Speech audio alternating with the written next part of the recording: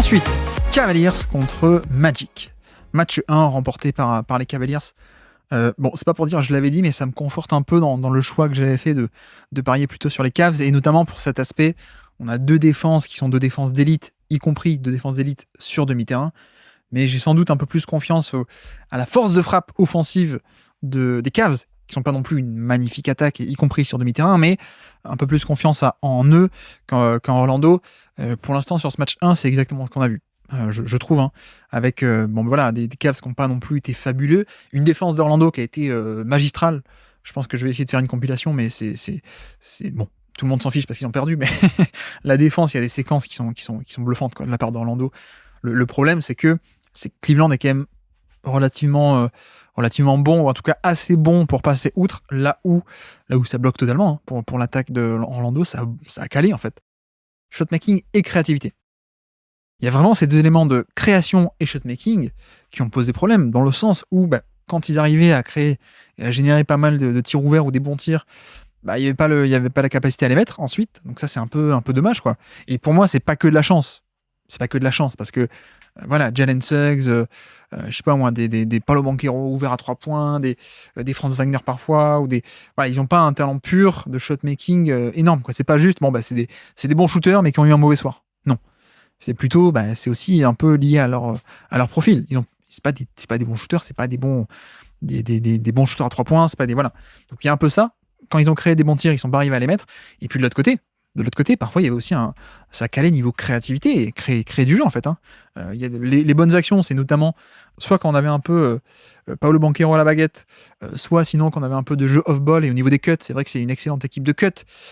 Mais bon, là, il y a un potentiel limité, quoi. Les cuts, au bout d'un moment, quand t'as trop de mauvais shooters et que Cleveland, du coup, surcharge un peu le terrain autour de la raquette et ne respecte pas tout le monde, il n'y a pas beaucoup de place pour les cuts, quoi. Donc oui, en série régulière, ça passe peut-être un peu plus, je ne sais pas. Mais dans ce contexte-là de playoff, les cuts, c'est sympathique, mais ça peut pas être ton attaque. Je pense pas. Donc voilà, on avait aussi pas mal de séquences où ça calait, quoi. Et des fois, ça calait très simplement et on n'arrivait pas à créer de jeu, parce que voilà, derrière Cleveland élite aussi en défense quoi. On a parlé je sais pas encore détaillé, mais la défense d'Orlando, on a dit c'était élite. La défense des Cavs aussi, c'est quand même très très solide. Donc ouais, quand tu as face à une équipe qui est limitée offensivement, comme on l'avait expliqué, ça peut vite devenir compliqué. Ça peut vraiment vite devenir compliqué. Il y a certaines séquences où Orlando essaie d'attaquer, notamment quand on se retrouve avec George Niang sur Banchero, mais sauf que en fait, c'est pas Niang qui défend Banchero, c'est Niang en premier rideau, plus quelqu'un en deuxième rideau. D'ailleurs, il y a une action un peu marrante où du coup, il y a une fois où Banchero arrive à aller au panier sur George Niang, mais parce qu'en fait, il n'y a pas de l'aide en deuxième rideau, et on voit George Niang qui engueule Caris LeVert, genre, mais qu'est-ce que tu fous, en fait? C'est pas ça le schéma, quoi. C'est pas du 1 contre 1, quoi. Et avant et après, vous verrez que, en fait, il y a toujours Jarrett Allen ou Evan Mobley derrière.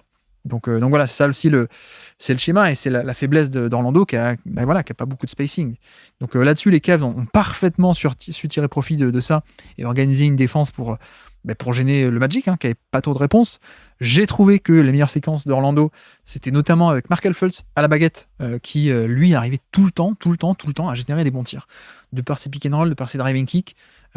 Pour les autres, hein, je veux dire, parce que pour lui, parfois c'était un peu compliqué. Il y a un drive où Evan Mobley, un drive sur pick and roll où Evan Mobley le contre au panier de manière assez spectaculaire, mais Markelle Fultz arrivait assez bien à libérer des grands tirs ouverts pour ses coéquipiers, mais derrière les tirs ne rentraient pas, quoi. Les tirs ne rentraient pas, donc ça c'est un peu un problème, mine de rien, pas que un peu d'ailleurs. Et puis de l'autre côté, oui, la surprise du chef, ça a été Jonathan Isaac, qui s'est retrouvé titulaire. Lui qui joue en moyenne 15 minutes par match, littéralement en série régulière, là il a joué comme un vrai titulaire, hein. Et bon, trouvaille, je ne sais pas, parce que c'est juste un bon défenseur magnifique qui n'a pas de shoot. Donc est-ce que c'est une trouvaille de dire maintenant t'es un poste 5? Je ne sais pas, mais dans les faits, c'est ce qu'on a eu. On l'a fait jouer en poste 5, hein, carrément, à la place de Wendell Carter Jr. ou à la place de Goga Bitadze et à la place de Mo Wagner, etc. Et ça a plutôt bien marché, parce que on se rend compte qu'il y a la polyvalence de d'habitude, hein, les switches, etc. Mais pas que. Il y a de magnifiques séquences de protection du panier comme un vrai pivot, quoi. Donc là-dessus, la défense d'Orlando, ils n'ont pas grand-chose à se reprocher. C'est juste que les Cavs, ils ont quand même un peu plus de force de frappe là-dessus, un peu plus parfois de mouvement de balle, un peu plus de shooter aussi, très simplement, pour mettre les tirs ou pour créer de la menace et du danger. Il y a une tactique qui a été utilisée très rapidement aussi, et je pense qu'on pourra le revoir, hein, c'est sur pick and roll, on fait le pick and roll entre Garland et Mobley, plutôt que Jarrett Allen, parce qu'on cherche à cibler qui est-ce qui défend sur Mobley, c'est Paolo Banchero.